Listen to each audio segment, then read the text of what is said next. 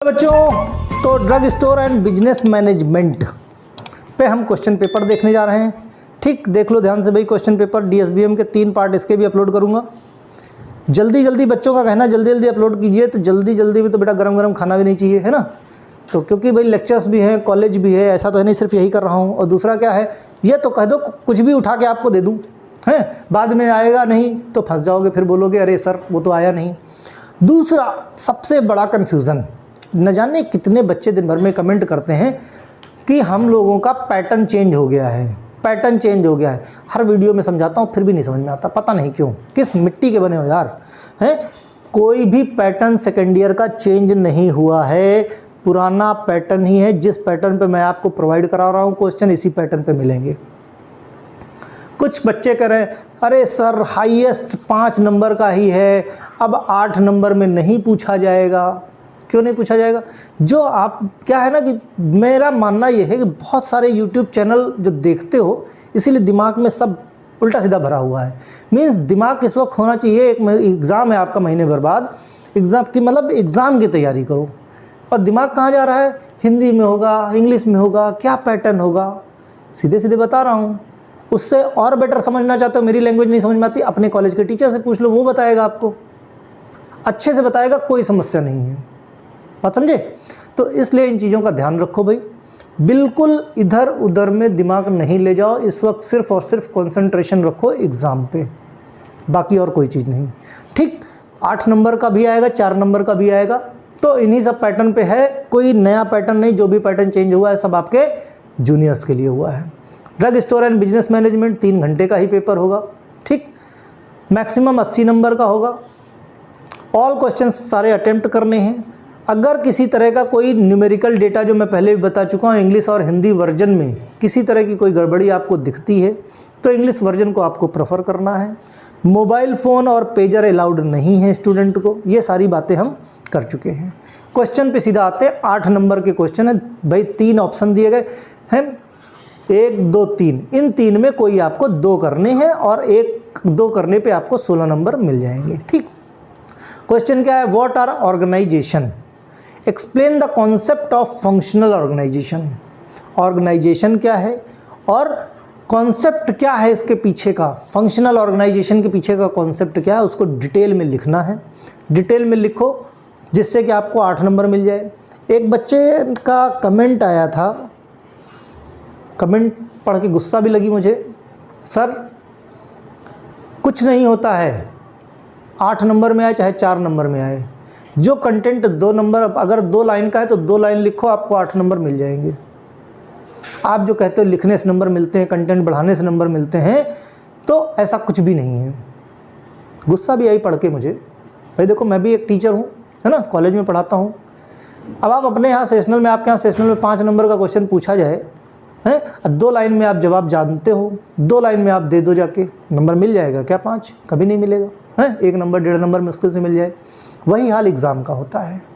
ठीक, 8 नंबर के क्वेश्चन में आधा पेज लिख के आओगे, 2 नंबर मिलेगा, चाहे जितना अच्छा कंटेंट लिख के आ जाओ।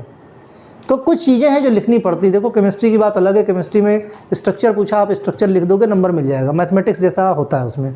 लेकिन बाकी जगहों पे आपको बाकायदे एक्सप्लेन करना पड़ेगा उसको। ठीक है, तो नेक्स्ट क्वेश्चन क्या कहता है, एक्सप्लेन कोडिफिकेशन और स्पेस लेआउट।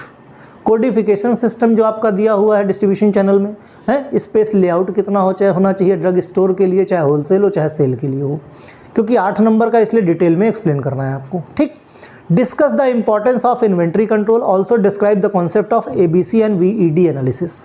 ABC और VED जो एनालिसिस होती है उसको बाकायदे एक्सप्लेन करो बहुत अच्छे से, क्योंकि बहुत अच्छा बुक में दिया हुआ है ना। इन्वेंट्री कंट्रोल के बारे में आप सबको पता ही, अपने घर की इन्वेंट्री सब लोग मेंटेन करते ही हो।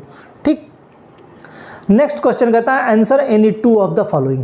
देखो बहुत अच्छे क्वेश्चन हैं, आप भी देखोगे वाकई में लगेगा कि क्वेश्चन अच्छे हैं। 3 पार्ट इसके दूंगा, ईमानदारी से पढ़ लो। कुछ बच्चे कहते हैं जब मैं पेपर अपलोड करता हूं कि सर इसमें से सारे क्वेश्चन मुझे आते हैं, तो वाकई में बहुत खुशी की बात है। अगर आते हैं इट मीन्स आप तैयारी कर रहे हो, आप पढ़ाई कर रहे हो, क्योंकि अब एग्ज़ाम का टाइम है। अब ये नहीं कहना है कि मुझे 2 आते हैं 3 आते हैं। इस स्थिति में ये स्थिति आ गई है आज की डेट में, आपको सब कुछ आना चाहिए। उसके बाद जो टॉपिक पढ़ो उस टॉपिक के MCQ सॉल्व कर लो, MCQ जरूर सॉल्व करो। सॉल्व करने से फ़ायदा ये होगा, आपको पता चलेगा आपको टॉपिक का नॉलेज कितना है। सारे MCQ, ढेरों MCQ डाल रखे मैंने चैनल पे, सिर्फ MCQ बाई अवरेंद्र टाइप करो, सब निकल के आ जाएंगे, है ना। जिस सब्जेक्ट का डालना है उस सब्जेक्ट का प्लेलिस्ट में जाओ, सब प्लेलिस्ट में बने हुए हैं सब्जेक्ट वाइज, ठीक है। फिर दो में से कोई जो है क्या करना है, कोई इन 3 क्वेश्चन दिए, 3 में से कोई 2 सॉल्व करने हैं। एक्सप्लेन करना है कैश बुक को और ट्रायल बैलेंस को, है ना, बहुत बढ़िया क्वेश्चन है। Note on channel of distribution, channel of distribution पूरा चैप्टर ही है, तो बहुत अच्छे से 8 नंबर का कंटेंट आपको मिल जाएगा। Basic principle and advantage of double entry book keeping, है ना। डबल देखे होगे आप लोग पासबुक पे, अक्सर उसमें क्या होती है, पासबुक जो भी देखो अपडेट कराने जाओ उसमें क्या डबल एंट्री होती है ना, तो उसके पीछे का क्या रीज़न है, जब आप चैप्टर पढ़ोगे तो बेटर समझ में आएगा। कुछ बच्चे कहते हैं ये आंसर सॉल्व करा दो, देखो यार, देखो इतना समय नहीं है मेरे पास, है ना। ये ज़रूर है कि अगले साल तक, भाई मैंने बताया ना कि 8-9 महीने मुश्किल से हुए मुझे अपना चैनल लॉन्च किए हुए हैं, वो भी आप लोगों की बदौलत ही लॉन्च हुआ है, आप ही लोग इसके एडवर्टीजमेंट कर रहे हो। तो केमिस्ट्री और अब फर्स्ट ईयर का HAP है, और तुम लोगों का केमिस्ट्री कुछ कोलॉजी के मैंने बनाए, कुछ हॉस्पिटल के बनाए, है ना। तो बहुत समय मिल नहीं पाया, फिर भी अगर देखो तो 300-350 के ऊपर 340 के आसपास अप्रॉक्स वीडियो पड़ गए हैं पिछले 8-9 महीने में। अब इससे ज़्यादा और क्या चाहिए, पर डे के हिसाब से भी 2 वीडियो आ रहे हैं, है ना। तो समय कम ये है कि आने वाले समय में सारे सब्जेक्ट मैं कवर करूँगा, लेकिन वो आपके लिए इतना यूज़फुल नहीं होंगे क्योंकि आप लोग तब तक पास आउट हो चुके होंगे हैं और एग्जिट एग्ज़ाम सर पे, इसलिए MCQ की तैयारी अभी से शुरू कर दो। बहुत ही अच्छे MCQ सॉल्व करके देखो, बहुत अच्छे MCQ मैंने डाल रखे हैं चैनल पे, ठीक। नेक्स्ट क्वेश्चन है right A short note on any 4। देखो ये 4 जो हैं इन पे बहुत अच्छे से, जो 4-5 मैंने दे रखे हैं बहुत अच्छे से पढ़ लेना। लेजर, है ना, economic order quantity, lead time, balance sheet, sale promotion, और आपकी कैश बुक हो गई, ट्रायल बैलेंस हो गया, कोडिफिकेशन, स्पेस लेआउट, ABC और VED एनालिसिस। बहुत इंपॉर्टेंट है, शॉर्ट नोट में भी आते हैं, डिटेल में भी आते हैं। बहुत सेलेक्ट करके, बहुत कई सालों के 10 साल के पेपर से एक्सट्रैक्ट के निकाल के मैंने दिया है ये, ठीक है। Define any 2 of the following, किसी 2 को डिफाइन करना है। Define salesmanship and give its characteristic, salesmanship क्या होती है और उसकी कैरेक्टरिस्टिक क्या क्या होनी चाहिए। How it is different for advertising, भाई सेल्समैनशिप और एडवर्टाइजिंग 2 अलग अलग चीज़ें हैं, उनमें क्या क्या फ़र्क है बेसिक, है ना। भाई जाहिर सी बात, सेल्समैन अपनी दवाओं का एडवर्टीजमेंट ही तो कर रहा है अगर एक तरह से देखा जाए, तो कुल मिला के एडवर्टीजमेंट और सेल्समैनशिप में फ़र्क क्या है वो आपको लिखना है अच्छे से, है ना, डिटेल में। ये नहीं कि 2 लाइन में हाँ सर इसमें ये हो गया, ऐसा नहीं है। Define inventory, why proper valuation and effective control of inventory is necessary. पहली चीज़ इन्वेंट्री क्या होती है और प्रॉपर वैल्यूएशन, प्रॉपर इवैल्यूएशन करते रहना इन्वेंट्री का क्यों ज़रूरी है। भाई जाहिर सी बात है, किचन में आप काम कर रहे हो, घर में काम कर रहे हो, स्टेशनरी लेकर रखा है, एग्ज़ाम का टाइम है, अगर आपने स्पेयर में पेन नहीं रखा है या बहुत सारे पेन ले लोगे तो क्या हो जाएगा, सूख जाएगी इंक।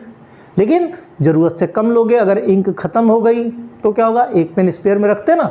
इतनी कहानी अगर अपने को आपने मेंटेन कर रखा है तो इन्वेंट्री कंट्रोल में कोई समस्या नहीं होगी, ठीक। जगह जगह इन्वेंट्री ही लगती है, चाहे आपके घर के किचन में हो, चाहे आपके घर में हो, चाहे इवन आपकी स्टेशनरी में हो, चाहे पेंसिल और रबड़ में हो, है ना, या पेन में हो, सब जगह इन्वेंट्री की ज़रूरत पड़ती है। आर सेल्समैन बॉर्न और मेड, सेल्समैन पैदा होते हैं या बनते हैं।